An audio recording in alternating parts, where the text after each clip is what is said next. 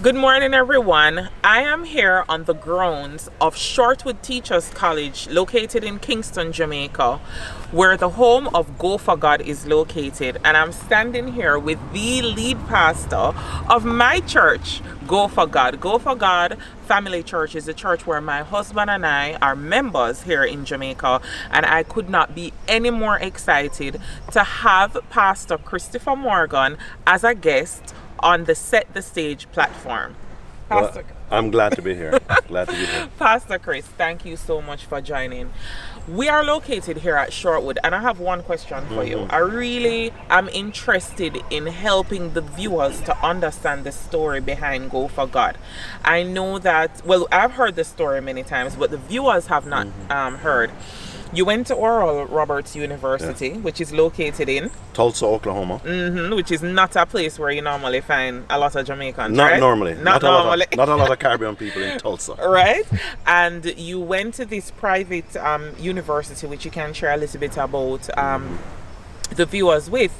And then after you completed your course of study in divinity, right? Yeah. You went to be mentored by and work under the leadership of Bishop Garlington, Yes. who you speak of a lot, and I know it's important to have covering. And then with his blessing, after you worked with him for a period of time, you moved back to Jamaica to start Go for God. Yeah. Right? I want to get a sense of how Go for God started and how you came to be at Shortwood Teachers College. Okay. Well, Go for God started out of a lot of prophetic words, meaning God attack, God talking directly through men, through visions and dreams.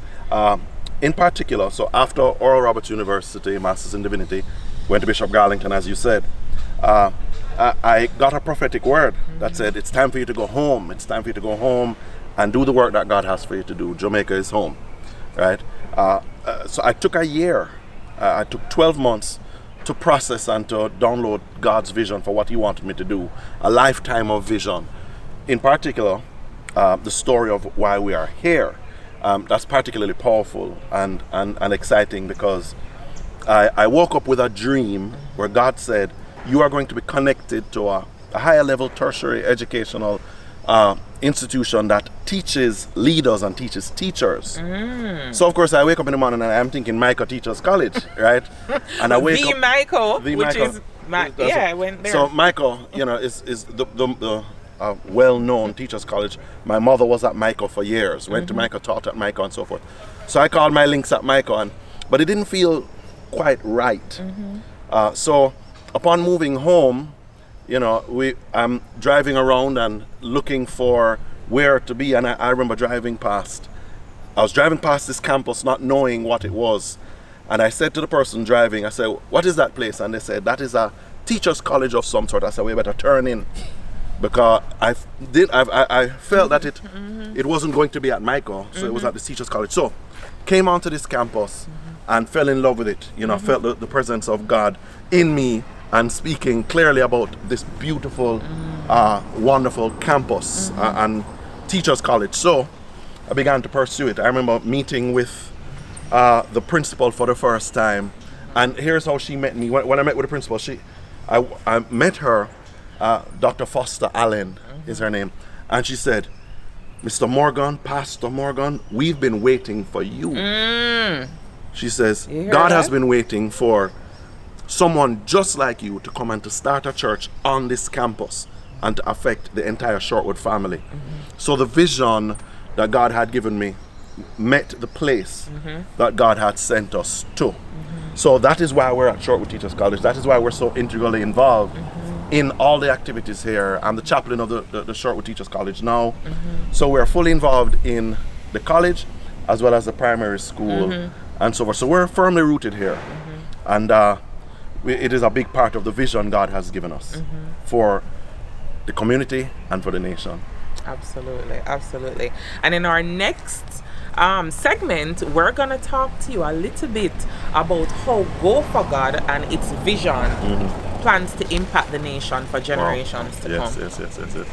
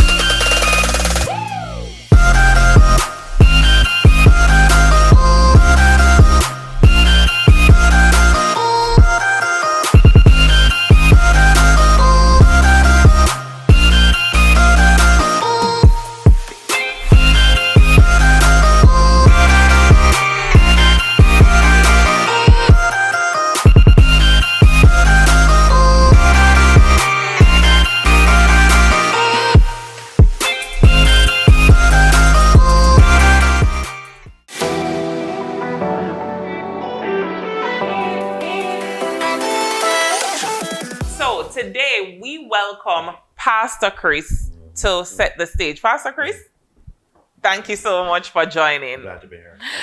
So when we were at Shortwood, we were talking about how you got to Jamaica. You know, you started the church. Church is located on the grounds of Shortwood. And then we kind of transitioned into nation building. Now, Go for God is called Go for God Family Church. Yeah. You kind of just transition into owning family, right? So today we're going to talk a lot about how families can impact the nation, godly families. Yeah. So, PC, talk to me about how you view families as it relates to their role in the church and the nation. Okay, sure. Thank you. Yeah, well, you know, the Old Testament biblical story is really a story about God's story. And a man, you know, when the story picks up is when God meets a man called Abraham, and he starts a family from Abraham and Sarah. And his promise is, we're going to start a family, a godly family. And that family will become a great nation. And then that nation will change and affect the world. So I think with God, everything starts with family, with this bond between a man and a woman. And of course, that's how the world is how we procreate and how we increase and multiply through a man and a woman coming together. Everybody knows about that, right? But God is into marriages being strong. And through marriages being strong, then families being strong. And through strong and healthy families, we can have a strong and healthy society and communities, develop a strong and healthy culture. And then out of that is built a strong, on top of that, and through that is built a strong and healthy nation. It's really, really hard, almost impossible to have a strong and healthy nation then if there is a breakdown in the societal values and there's a breakdown in families and the family structure. So I believe that it is the foundation. How it plays into church, first of all, I want to say that I know that having a marriage is challenging. I'm married. And I know that having families are challenging. But God has also created this other family, a spiritual family called the church, you know, where persons are bonded together.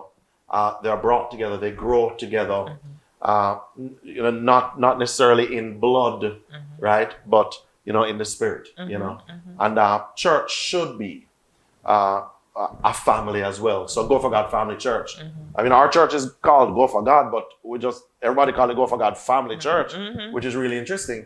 That's because we've become what church is supposed to become, a place where those that have found brokenness in their biological families and have found brokenness, those that have been shunned, those that have been sent out, as well as those that have healthy families, of course, can find a larger family, right? So what we have is a single woman will come in and find not just a husband, but she will also find sisters. She'll find strong brothers, and covering, you know, fathers and those around her.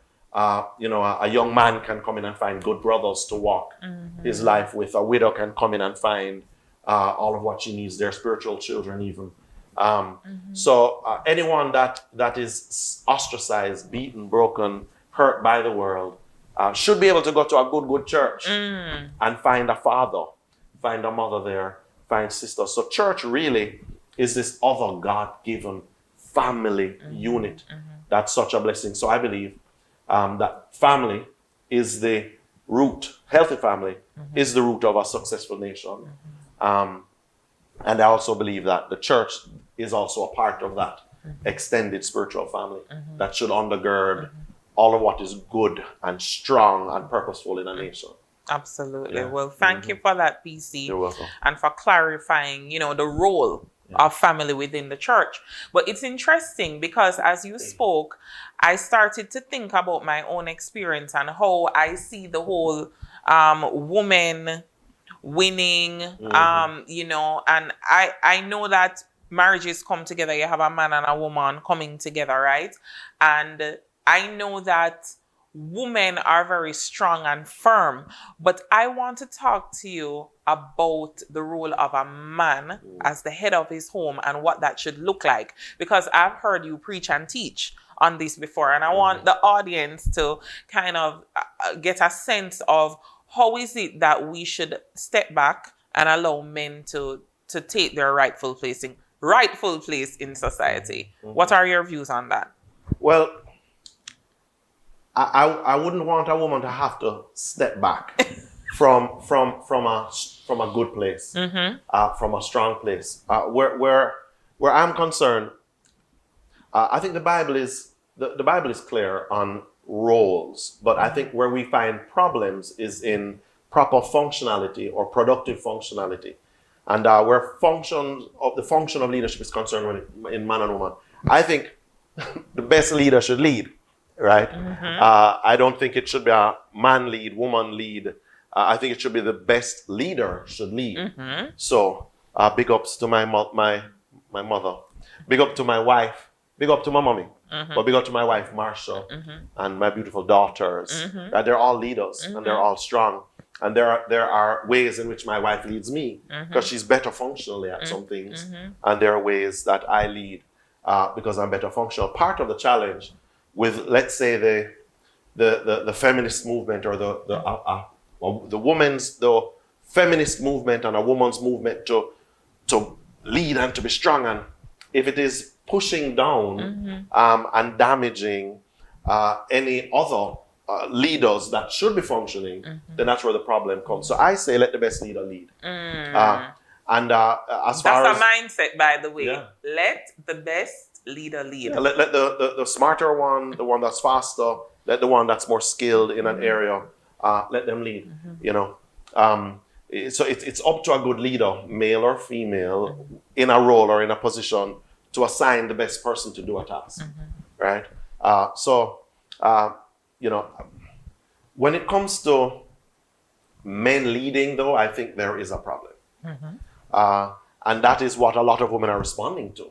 A lot of women are responding to maybe not being led by their father. So some women have issues because as a daughter, their father wasn't a strong leader, you know. And some women, in pursuing that romantic marriage relationship, find that in some of those roles, their man is deficient, you know, or isn't even able to partner well, and so we're not leading in any function at all. So I think the problem is there is a problem with leadership. Another big problem with leadership, where men are concerned, is that some men are leaders, but they're leading a woman to a dumb place or a foolish place. In other words, some men don't know where they're going. So they're a leader, but they don't know where they're going. So they have a woman going around in circles. A lot of women that have come to know the Lord, or they come into the church, you know, them have a man that spiritually can't lead them anywhere. And, you know, though they're alpha males and though they're strong and have some direction in terms of career, spiritually they're going around in circles, and in relation to family building and values and so forth, they're going around in circles. So some men have leadership qualities, but they have no direction and have no vision. So we have a leadership problem. And what I think that leadership problem is rooted in is lordship. In other words, I think we would find that a lot more men will be stronger if they first bow down and find their place in God. You know, for me, I don't think I started to lead until I made God Lord of my life. Absolutely. You know, I don't think I had direction until I made God Lord. I don't think I was a good leader until I made God Lord. You know, until I find that there is a God out there bigger and stronger than me. A God out there that will lead me. A God out there that will sustain me and protect me and love me. You know, and I submit to that. Then I can be a strong and effective leader. So I think some of the issue is, and what I would love to encourage men to do, or to have the right mindset, to use your term, is they need to have a mindset that's submitted to God, a mindset that is pursuing God and humbling themselves and saying, God, you bigger than me, you know more than me, you brought me here, I'll follow you, give me your purpose in my life. Then we will have a lot of women running behind the man.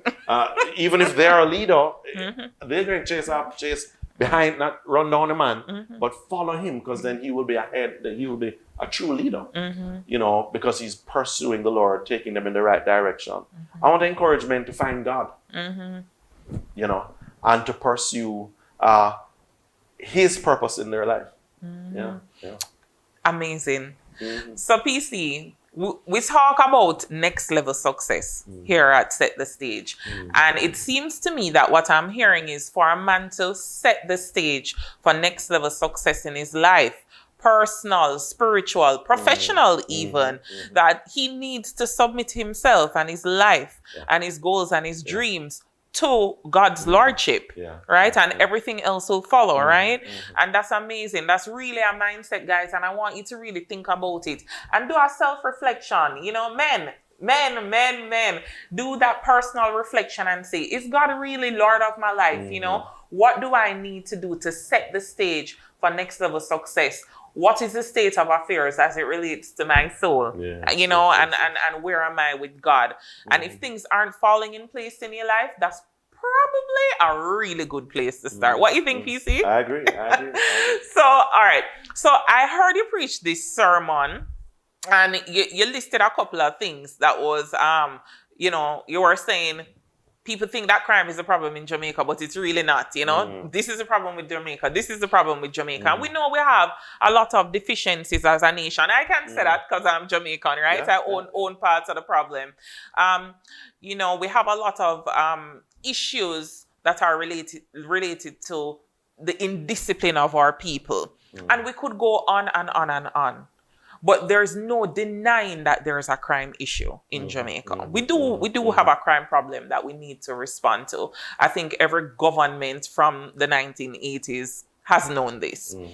If you could advise, or if you were advisor to the Honorable Andrew Holness, our Prime Minister of Jamaica, what would you advise him as to some steps he could take through a church and family approach that would help to solve the crime issue? Because we know that a lot of psychologists have said that, you know, the boys, you know, they get into crime because they don't have a father there. You know, we've heard that whole psychology breakdown. And if you could advise the Prime Minister, what would you say to him as an approach? What would you advise him? Well, I do believe that you know, the Prime Minister is doing a good job, you know, in a whole lot of areas, and they are pressing in and trying to find some answers.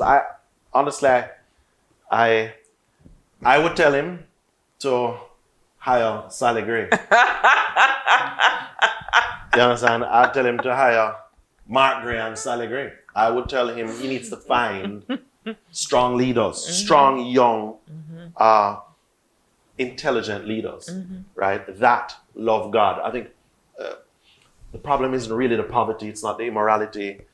It's not the corruption, and it's not just the bad mind and the grudgeful, right? It is a problem of leadership. It is I believe that in leadership, we don't have enough leaders, persons leading us that love God and that are smart and brilliant. So I would ask him to find all the Sally Grays, right?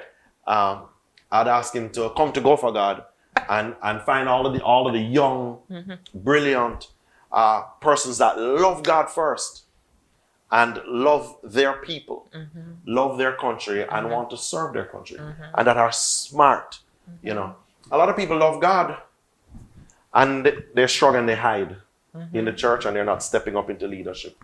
So what we do is we try to do our very best to teach Christian leadership and strong biblical principles of leadership, so that we can have those that love God, those that are submitted to Him, in leadership positions. I think the answer is people of integrity, people with wisdom, people with a connection to God. Right? Because oftentimes the only place some of these answers can come from is directly from God. You know, so to find, I would say, Mr. Holness, you know, you need someone persons like her on your advisory board, and persons that are integrous and love God and smart and wise young persons to help lead us into the next phase of our growth as a country. Yeah. Absolutely. Thank you for that, PC. You mentioned wisdom. Wisdom is something that we hear a lot. We hear pastors talk about it a lot. We hear, our mentors say you need to be wise.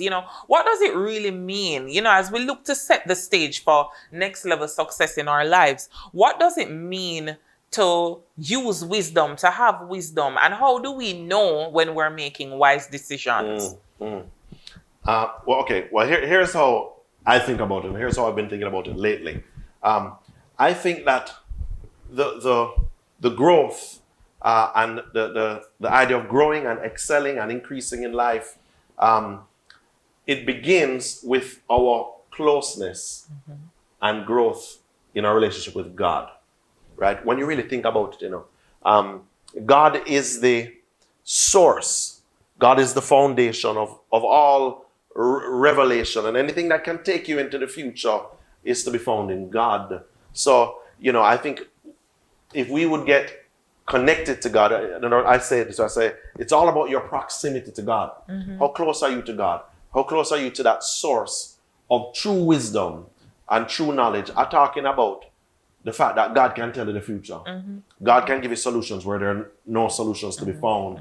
God will make crooked paths straight and make a way in the wilderness. And God can do the impossible. And God tells us things that gives us foreknowledge and perspectives that we wouldn't otherwise have.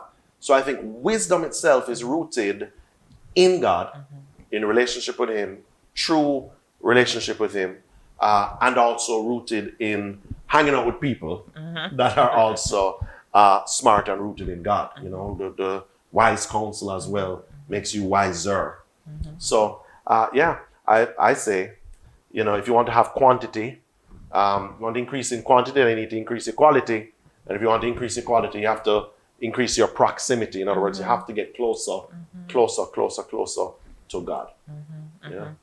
So what if somebody is watching right now, PC, and they're thinking, gosh, I hear everything that Pastor Chris is saying, but I'm not sure if I'm close to God. I'm not sure if I'm making wise decisions. I'm not sure, if I'm moving in the right direction. What would you say to them? Well, I would say that God wants to be closer to you than you want to be close to Him. I mean, He has a desire to draw you close to Him, and it is a good thought, to question, am I close enough? Am I close enough? As close as I am today to God, because I spend a whole heap of time doing things that are, I'm still asking, am I as close as I could be? Because the closer to get, the sweeter it is. The closer you are, the more joy, the more peace, the more revelation. So I would say, get involved in a church community. Get involved, surround yourself with persons that are in pursuit of God, and find a pastor and go through a process, talk through. There's several different wonderful things we can do to get closer to God. Read the Bible, study it, times of worship, spending times of prayer, spending times when you shut up and listen and you write and you journal. There are lots of little activities that we can do to pursue relationship with God. And proximity. Get close to people who are of God. Join a church. You know what I'm saying? Get up out of your bed and come and spend time with people of God.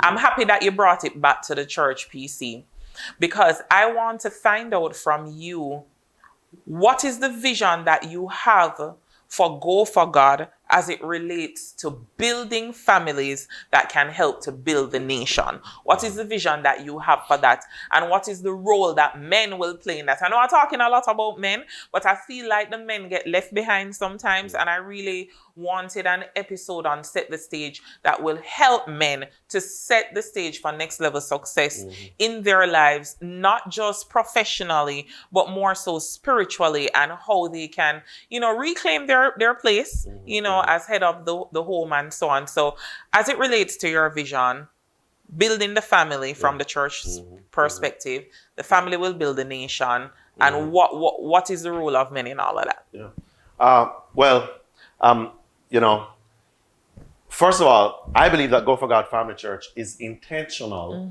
about creating an environment that men love, that men like, that men feel comfortable in. You know, we're very intentional. I mean, we set up everything in a way for it to look and even feel masculine. So the women are fine, they're comfortable, but there's a masculine feel.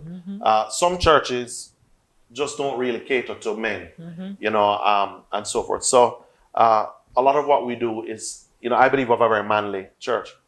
Another thing about our church is that, listen, single men that are watching, I have a whole heap of pretty single girls at our church. Not all of them are fighting to be married, right? But a lot of them are ready, and I have a lot of good women. If you're a single man, come to Go for God Family Church, and you can sign up, and I'll put you in line for one of our strong, beautiful, successful women. But, you know, fun and joke aside, you know, we do want to build strong couples, you know, and out of strong unions and marriages come strong families, and as an undergirding of the broader church family, you know, that is the culture we're trying to build, a place where everyone belongs, place where you can come and belong and find love and find camaraderie and find that. So that is what we're doing at Go for God intentionally, and we can't have that without men. You know, we have men in leadership, we have men active in ministry, and that is what we're doing there to try and get the men in. We have Bible studies for men, and we want to have as many events as possible just to speak to the men, right? So we want to do that. You know, to answer the other side of the question, is we are doing all of this. The thing I like about the vision of our church is it is like that next level reason. It's that next level church. It's that next level purpose where some persons just come to church to get healed.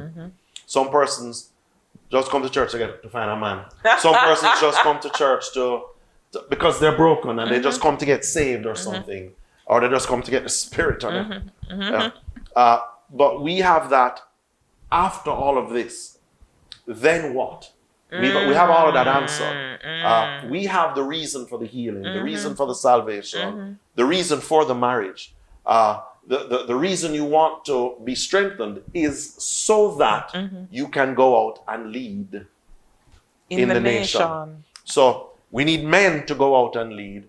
We need, of course, strong women to go out and lead, right? We want to raise children that know that they are leaders, you know. That is why we have church. So church is not just for us to be healed and be saved, healed, filled with the Spirit, and become like Christ in character, but we must also become like Christ in our culture and in our leadership ability and in our decision to change our world. So our philosophy, our undergirding theology is we are here to bring leadership and to serve our people and to serve our country and to build strong industries, you know. So we see that the church then serves a purpose in the nation, not just trying to get people to heaven. And that's what we intend to fight to do. Because your kingdom come on earth as it is in heaven, right? And so we do have a role to play here on earth, and we should be seeking after that every day. I'm so excited, Pastor Chris, about, you know, what you just shared. So in summary, strong men, strong women. We're not putting on the women now, because I'm a woman, right? Strong men, strong women who love God, right? And that will lead to strong families. And then we will go out and lead in the nation and take our rightful place. Powerful. And I'm excited to see what Go for God will do next as you guys continue to fulfill this vision and mandate. So we're talking about men, nation, family. You're a family man. You've been married for how long?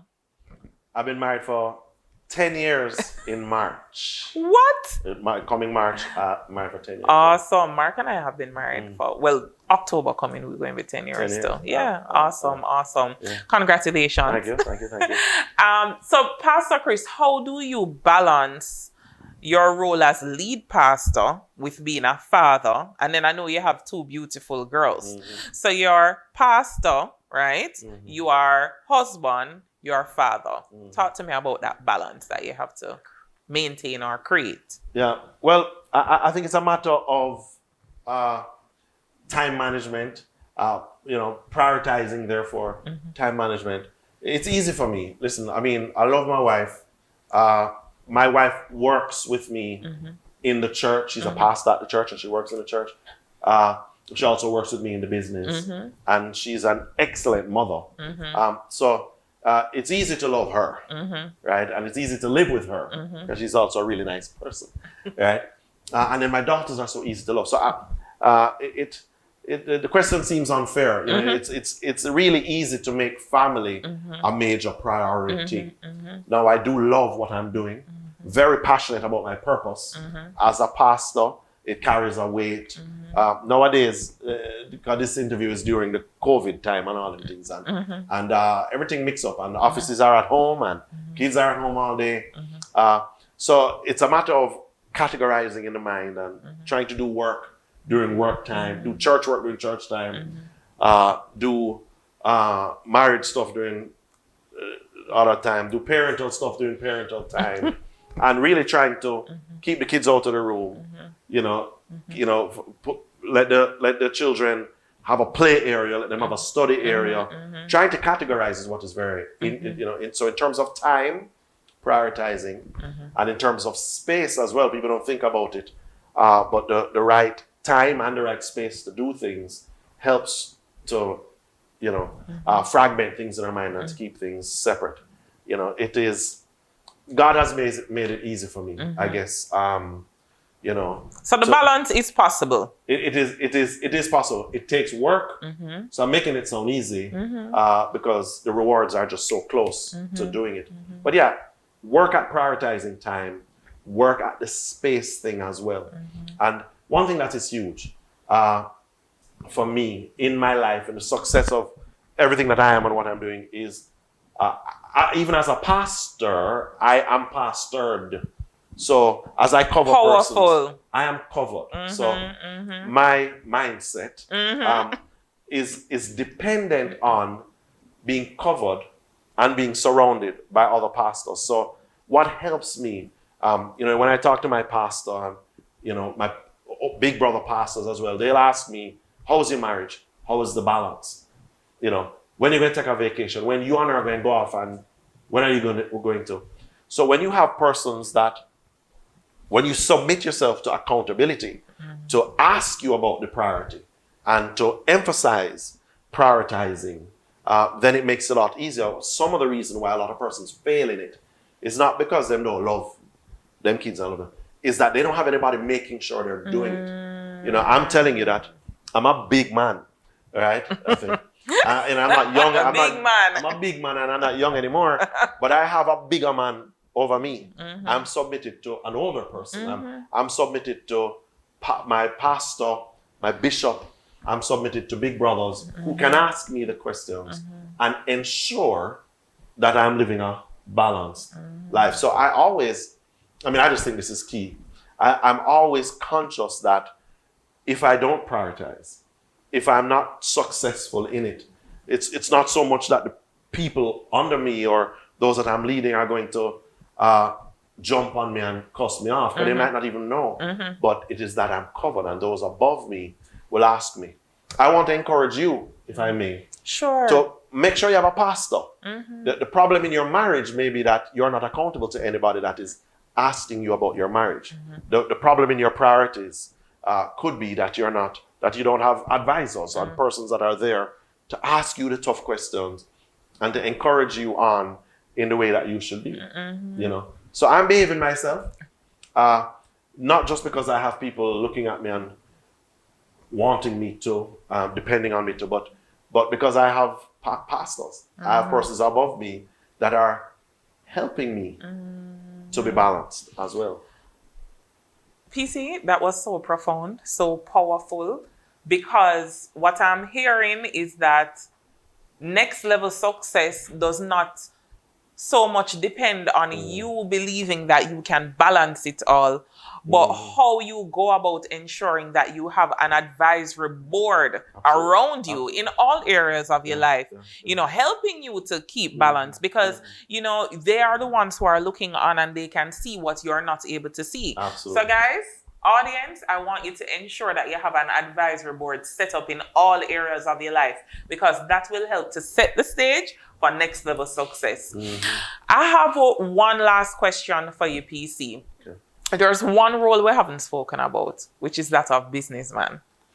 I've heard your story about your road to owning your business, Wing King. For those of you who don't know, Pastor Chris and his wife, lovely wife Marsha, founded Wing King together. I'm gonna allow you to share the story.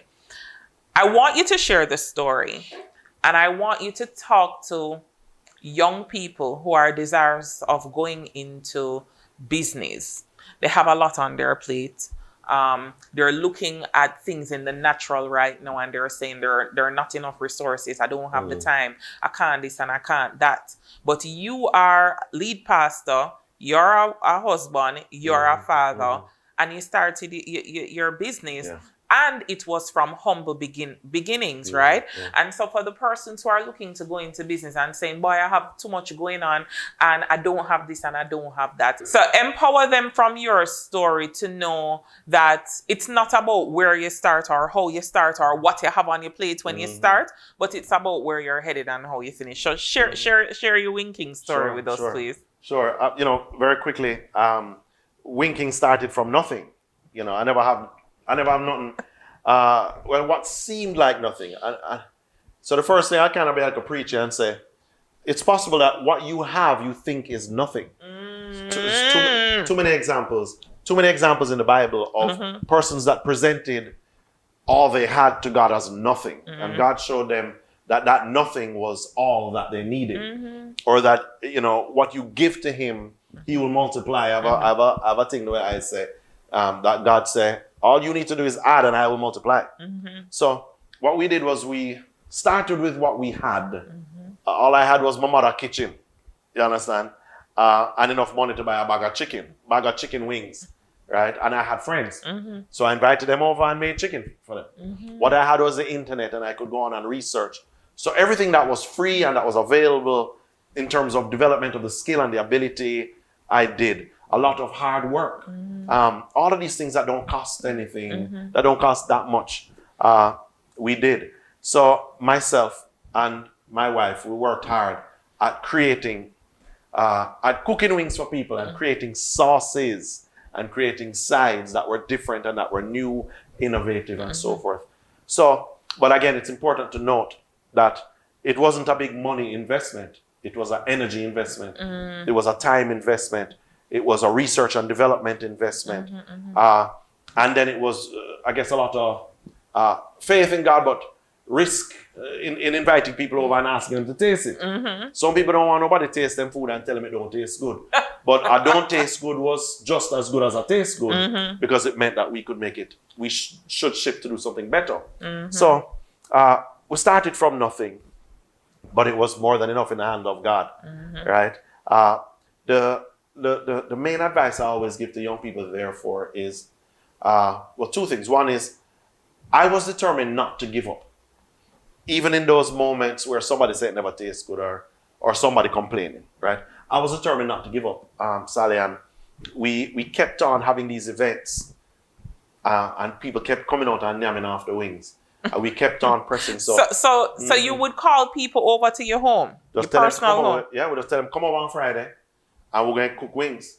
And people just come up and they just chomp down the wings and we kept creating new sauces. And so they came willingly after a while because it was free at the time. And then our stories where they started to say, well, boy, PC, because this is when the church did small and I did have more time to. And they said, well, we have to pay, how much we pay? So we just created stuff and we started making them pay. Pay for the picky and the licky and the nyammy and the wanga gut and so forth, and we priced it out, and persons willingly paid, and so forth. So, you know, it grew from just kind of grassroots. You know, Jamaican people love them things anyway, so they come over and they eat and have a good time. And that is really how it grew. But we were determined to, when it rained, because tent and thing we set up outside, and when it rained, to keep pressing. When everybody wasn't happy, to keep pressing, to make people happy. When all of the whole heap of back end work, right? You know, to just not give up. I know a lot of people that give up. A lot of people watching here gave up, Sally, right before their breakthrough, right before that opportune time. And we kept pressing. You know, we just keep on working and keep on working until we get the first store and the second store and so forth. So my most important piece of advice is quite like advice I just gave before.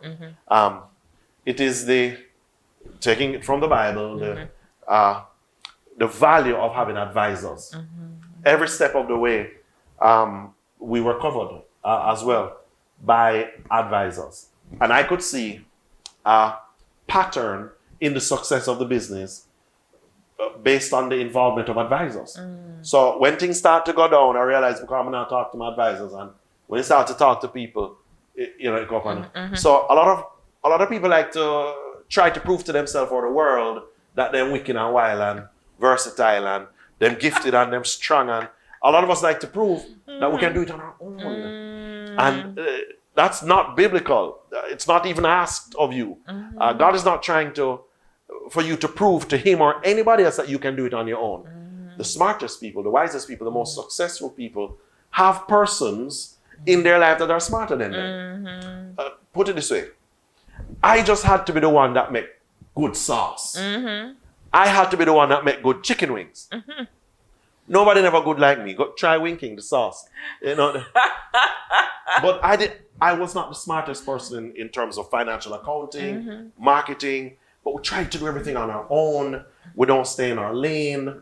I want to advise you, if you have that idea, and you know, I want to advise you to stay focused on what you do best and get help. Get advisors, right? A lot of you have business and you don't have a board set up. That doesn't make any sense. Right? If you have a good product, if you have a good service, if you have a gifting and a talent, make sure your team is strong. Right? Don't just make sure the product is strong. Make sure your team, make sure those that you answer to. So it's my business and my wife. But we have people that can ask us, can look at this stuff and ask us questions and make sure that we're doing things right. So that's my advice. You can start from nothing. Don't give up, and make sure you submit yourself to persons that can ask you and make sure you're doing things right. Absolutely. You know, guys, the one scripture that came to me as I listened to PC close out is, blessed is the man that walketh not in the counsel of the ungodly. So we want to ensure that we're covered from head to toe, right? Those are some of the things that will help to set you up for next level success. So we want to make sure that we have the advisors, that we're covered, and that we are not only getting the advice, but we are what? We're taking it, we're using it, and we're receiving it, guys. Absolutely. So I'm so excited. I'm excited about this interview. I'm excited to see how Go for God will, you know, continue, not rise up, but continue to rise up and take their place as you continue to build families, right? Build men, build nation builders, and send us out into the world so that we can make a difference. PC, it was awesome. Thank you for your wisdom, and I'm excited to see what's next for you and the church. Thank you.